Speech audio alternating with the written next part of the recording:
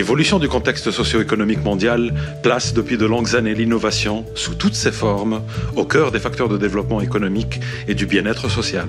Ouverte à l'internationalisation économique, la Tunisie, face à une problématique de chômage, notamment des diplômés, grande au point d'avoir amorcé la révolution du jasmin, s'est rendue à l'évidence de la nécessité de mettre à profit sa recherche et toutes ses capacités d'innovation pour contribuer à l'effort national de développement économique et à la création d'emplois. Motivé par cet objectif fort ambitieux, le projet d'appui au système de recherche et d'innovation PASRI, financé par un don de 12 millions d'euros de l'Union européenne, a fait l'objet d'une convention de financement signée en décembre 2010 entre l'État tunisien et la Commission européenne.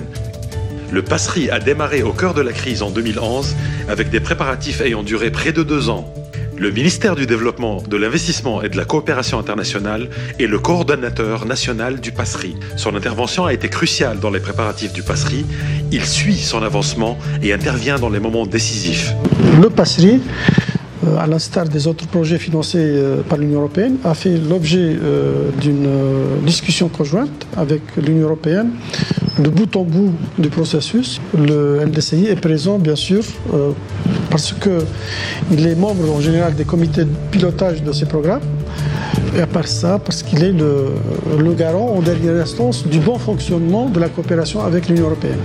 Le maître d'œuvre du projet est le ministère de l'Enseignement supérieur et de la Recherche scientifique, qui, avec la délégation de l'Union européenne à Tunis et le ministère de l'Industrie, de l'Énergie et des Mines, constituent les autorités de tutelle du projet. La Commission européenne, à travers la délégation de l'Union européenne à Tunis, a été responsable de l'approbation des documents de programmation, des dossiers d'appel d'offres et des contrats, des paiements et des évaluations et audits. C'est le vis-à-vis au quotidien de l'équipe de gestion du PASRI. Pues je crois que c'est très important de mentionner le fait que les PASRI, c'est le premier et le seul projet bilatéral dédié à la recherche et l'innovation, pas seulement ici en Tunisie, mais avec tous les autres partenaires du sud de la Méditerranée. Et c'est la seule intervention qu'on a à niveau bilatéral dans ces domaines importants. Et c'est aussi important d'encadrer ces programmes dans un appui plus vaste que l'Union européenne est en train de mettre en place pour aider d'un point de vue, d'une manière directe, le renforcement des capacités et le secteur privé de la Tunisie, mais aussi à niveau institutionnel de renforcer les capacités ou d'améliorer la gouvernance ou de donner les instruments, les outils au gouvernement tunisien nécessaires pour assurer un développement économique durable et inclusif. Le RNP du PASRI n'est autre que le directeur général de l'Agence nationale de promotion de la recherche scientifique, ANPR, qui assure la gestion du PASRI. En fait, c'est un programme qui regroupe plusieurs projets, plusieurs actions. Ce programme, donc, il a été lancé entre les deux ministères, le ministère de l'Industrie et le ministère de l'Enseignement supérieur. Ce programme qui comporte les 3 composantes, gouvernance, interfaçage et réseautage, donc, il comporte plusieurs actions qui ont permis de renforcer certaines compétences et de développer de nouvelles compétences dans la recherche et l'innovation. L'objectif général fixé au PASRI est d'améliorer la contribution de la recherche et de l'innovation à la croissance et au développement de l'emploi en Tunisie, en renforçant le lien entre la recherche et l'entreprise, un lien encore peu établi jusqu'à ce jour en Tunisie. Les entreprises tunisiennes ne sont pas très engagées à faire de la R&D. Du côté de l'université, les chercheurs sont également peu motivés à orienter leurs travaux vers les besoins du monde socio-économique. L'objectif du PASRI est décliné en 3 axes d'intervention. Renforcer les mécanismes de gouvernance du SNI qui régissent les relations entre les acteurs institutionnels et les entreprises. Dynamiser le milieu de la recherche, le milieu économique et l'interfaçage pour favoriser une meilleure synergie entre les acteurs et développer des relations de projet entre eux destinées à satisfaire les priorités sectorielles et les besoins des entreprises et à promouvoir des projets innovants. Développer les actions de réseautage au niveau national et international et renforcer la capacité de la Tunisie à intégrer des programmes de recherche européens. Face aux moyens limités, il a été nécessaire d'adopter une approche sélective des actions à réaliser dans le cadre du PASRI. Ont été surtout visés 2 types d'actions. Actions à caractère structurant, spécifiques aux problématiques de l'innovation et de la recherche, impliquant de préférence simultanément des acteurs relevant de la recherche et de l'industrie. Actions sur terrain au bénéfice direct des entreprises et des chercheurs. En fait, ce programme, il a contribué efficacement à repenser le système, tant du point de vue gouvernance, tant du point de vue orientation stratégique. Nous avons, dans ce cadre, organisé beaucoup d'études. Nous avons travaillé avec d'autres directions techniques, d'autres ministères. Donc, c'était un programme qui a contribué à mettre différents opérateurs autour d'une même table. Le PASRI a organisé beaucoup d'ateliers de réflexion et d'échanges. Et aujourd'hui même, nous sommes dans un atelier pour penser à l'avenir du système national de la recherche et innovation en termes de gouvernance, en termes de priorités. Je viens de participer à une action de formation sur l'évaluation des politiques publiques. C'est une action qui est programmée ou qui a été réalisée à travers le programme d'appui au système de recherche et d'innovation, le PASRI, qui est notre partenaire. Et nous avons déjà participé à d'autres actions très intéressantes dans le cadre de ce programme. Nous nous considérons toujours partenaires avec le programme d'appui au système de recherche et d'innovation. Et nous espérons que ces actions, ou plutôt que le programme complet, soit pérenne. Après des ateliers de recensement des besoins de l'ensemble des bénéficiaires potentiels, le programme de formation du PASRI a été conduit sur 20 mois. Il a porté sur les besoins prioritaires exprimés par les secteurs du SNI. Le management, vision, stratégie, organisation, leadership, la gestion de projet, le montage de projet, la levée de fonds, le diagnostic, la détection des besoins des entreprises, la veille, la communication, le marketing, la valorisation, le transfert de technologie, la propriété intellectuelle et la contractualisation. Plus de 200 personnes ont été formées autour de 7 profils de compétences au profit des acteurs du SNI, structures de recherche, bureaux de transfert de technologie, pépinières, technopoles, centres techniques, API et ANPR. Ces formations ont été complétées par un voyage d'études au profit de participants pour examiner sur terrain les modes de travail, se renseigner sur des expériences et établir des contacts internationaux en vue de futures collaborations. Je suis très satisfaite de cette expérience avec le PASRI.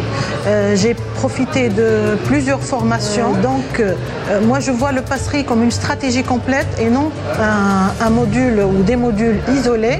Ça a beaucoup amélioré, ça m'a permis d'améliorer la communication entre les membres des labos et vraiment je sens une différence dans la vie de laboration.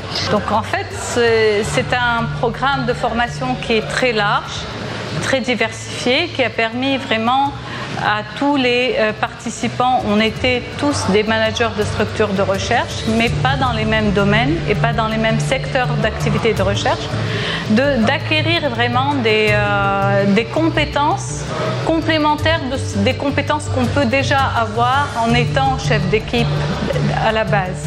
PASRI a aussi formé par l'action et par l'enseignement à l'excellence sur le terrain. Le PASRI a lancé le premier dispositif de mobilité doctorale et postdoctorale en Tunisie, Mobidoc, pour mettre la R&D à la disposition de l'entreprise tunisienne, pour aider les doctorants à acquérir une expérience professionnelle et une culture d'entreprise leur ouvrant des horizons de carrière plus larges, pour promouvoir une recherche partenariale pilotée par les besoins de l'entreprise, pour aider dans le montage de projets R&D à l'échelle nationale et internationale ou dans la valorisation des résultats de la recherche ou de transfert. À ce jour, l'Agence nationale de promotion de la recherche scientifique a réalisé 3 sessions Mobidoc, plus de 160 thésards et plus de 70 docteurs réalisent depuis mars 2013 des travaux de recherche sur des problématiques émanant d'une centaine d'entreprises privées et publiques, de centres de recherche et centres techniques. Ça a été bénéfique, sa présence parmi nous. Donc, elle a participé à un projet qui était en cours lorsqu'elle est arrivée. Et elle a également participé à l'élaboration, au montage d'un projet qui vient d'être adopté ou validé par la commission du ministère de l'Industrie. Une expérience valorisante en termes de travail autonome, en termes de recherche appliquée au système réel et aussi en termes de communication avec les ingénieurs et le domaine industriel. Pour nous, c'est la première expérience avec Mobidoc et nous avons trouvé ça très intéressant et nous comptons développer cette expérience dans le futur. Et en ayant de bons résultats dans mon travail, je souhaite bien réaliser mon projet parce que c'est mon rêve.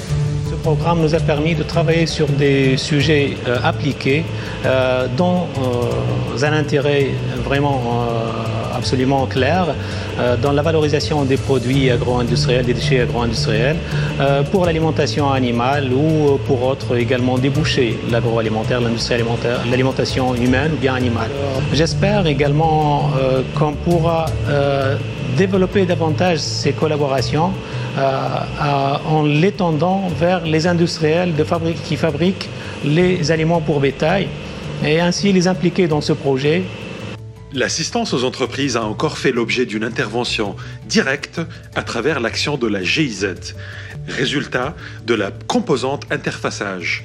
Elle a permis la mise en place de systèmes de management de l'innovation dans 200 entreprises industrielles et de services, ainsi que l'accompagnement personnalisé sur un échantillon d'entreprises pour la réalisation de projets innovants. Pour augmenter la valeur ajoutée nationale, il ne suffit plus à l'entreprise de se mettre à niveau seule, elle doit parfois s'allier avec d'autres entreprises complémentaires et, s'il le faut, concurrentes, des institutions d'appui pour une meilleure compétitivité individuelle et collective, sous forme de clusters. Entre autres actions sur les clusters, le PASRI a appuyé la création de 4 clusters pilotes touchant plusieurs régions de la Tunisie: huile d'olive au nord-ouest, géothermie à Gabès, mécanique métallurgie à Sfax et dates et dérivés à Tozeur. On a demandé au ministère de l'Industrie via le PASRI de nous appuyer pour la mise en place d'un cluster dattes et palmiers qui regroupe les différents opérateurs économiques et les institutionnels autour de cette filière stratégique pour la Tunisie. Aujourd'hui, l'objectif c'est de valider cette stratégie et cette démarche avec les acteurs eux-mêmes.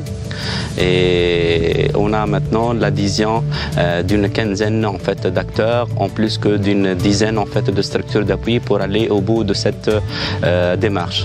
La formation des compétences, l'assistance directe aux entreprises. Il fallait aussi une action pour diagnostiquer l'efficacité, les moyens, les prestations, les modes de travail existants des institutions qui composent le système national d'innovation et les adapter aux besoins du transfert technologique et de l'innovation. Les technopoles tunisiens sont des structures clés dans la promotion du développement par l'innovation, mais le cumul des concepts et des contraintes juridiques freine la pleine action technopolitaine.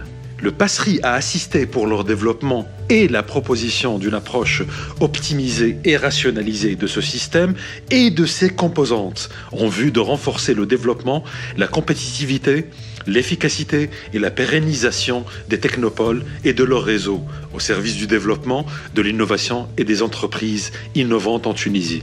Le pôle de compétitivité Monastir El Fajja a été appuyé pour développer une plateforme collaborative dédiée au secteur du textile. Une autre plateforme collaborative dédiée au secteur de l'agroalimentaire a été également élaborée au profit du pôle de compétitivité de Bizerte. Grâce au PASRI, aujourd'hui, nous avons un outil donc, qui va aider à la compétitivité de l'entreprise tunisienne. La chose la plus importante, je crois, si on regarde, si on fait une rétrospective, c'est le fait qui était le plus difficile, c'est de faire adhérer les acteurs de la chaîne agroalimentaire dans le processus du technopole agroalimentaire tunisien. Ce n'était pas évident du tout. La recherche tunisienne peut être le point de départ d'une innovation. L'évaluation de son positionnement international, la gestion de ses moyens en équipements scientifiques lourds et les modes d'évaluation des structures de recherche tunisiennes a aussi fait l'objet de plusieurs actions du PASRI. J'ai appuyé, ou l'a assisté, ou l'a recommandé 2 actions. L'une portant sur des équipements scientifiques lourds. D'abord par l'état des lieux, donc dans un premier temps par l'état des lieux, et des équipements, bien sûr, la politique d'acquisition des équipements scientifiques en Tunisie. Et dans un second lieu, donc c'est par l'élaboration d'un cahier de charge portant sur la création d'une base de données relative à ces équipements scientifiques lourds. Voyons encore de plus près. Vous dites résultats de recherche valorisables. Que faire? Comment protéger son savoir-faire? Breveter? Vendre le brevet ou l'exploiter? En faire une entreprise? L'optimisation du processus pratique de valorisation des résultats de recherche a été l'objet de l'une des interventions du PASRI. La fonction incubation a été jusque-là quasiment absente de l'offre d'accompagnement public des porteurs de projets innovants. L'API, avec son réseau de pépinières, en partenariat avec des acteurs universitaires et d'appui à l'industrie, ENIS, ISET, CETEX, a également bénéficié d'un appui de PASRI pour développer cette prestation. Mais sans financement, l'accompagnement n'aurait pas résolu le vrai problème des porteurs de résultats de recherche valorisables ou des porteurs d'idées innovantes. Les finances publiques étant dans un état critique après la Révolution, l'idée était de promouvoir des instruments de financement basés sur le partenariat public-privé. La faisabilité de création de la première Business Angel régionale et de la deuxième Business Angel en Tunisie a été démontrée et amorcée. La création de la première plateforme d'initiative locale d'innovation, PFILI, a été prouvée pertinente et a été également amorcée. Donc effectivement, oui, et un grand merci à toute l'équipe du PASRI, donc au niveau du management, mais également des experts, parce que c'était aussi important de dire que la qualité de l'expertise qu'on a pu avoir et qui a pu être mobilisée nous a permis d'aboutir à ces résultats. Donc moi, mon souhait, c'est de dire d'abord, il faudrait qu'en si bon chemin, on n'arrête pas cet accompagnement. L'action du PASRI a été souvent donc une action par l'exercice, cette fois des plus durs. Comment partir d'un résultat de recherche valorisable pour l'accompagner pratiquement, pour évaluer son potentiel sur le marché local, régional ou international? L'aider pour faire de l'idée une entreprise innovante à très haute valeur ajoutée. Comment avec tout ça mettre en pratique les connaissances acquises par les agents de valorisation, les animateurs de pépinières et d'incubateurs? 22 projets ont été sélectionnés parmi les lauréats de la première édition du concours national d'innovation, organisé avec l'appui du PASRI et les projets issus des travaux de recherche menés par les thésards et docteurs bénéficiaires du Mobidoc. L'action de coaching PASRI 080 m'a permis d'élaborer mon projet de start-up qui a été juste une idée auparavant. La recherche et l'innovation est aussi une affaire de réseautage, à l'échelle nationale, mais aussi internationale, notamment avec le partenaire économique privilégié de la Tunisie, l'Union européenne, avec son nouveau programme de recherche H2020. L'objectif du PASRI a été de renforcer la capacité de la Tunisie à intégrer les programmes de recherche européens. Le PASRI a formé plus de 300 chercheurs tunisiens en matière de montage et de gestion de projets européens dans le cadre du H2020. Il a aussi coaché une dizaine de porteurs de projets, chercheurs et structures d'appui à l'industrie pour le montage de projets H2020. Un nouveau réseau de compétences a été créé.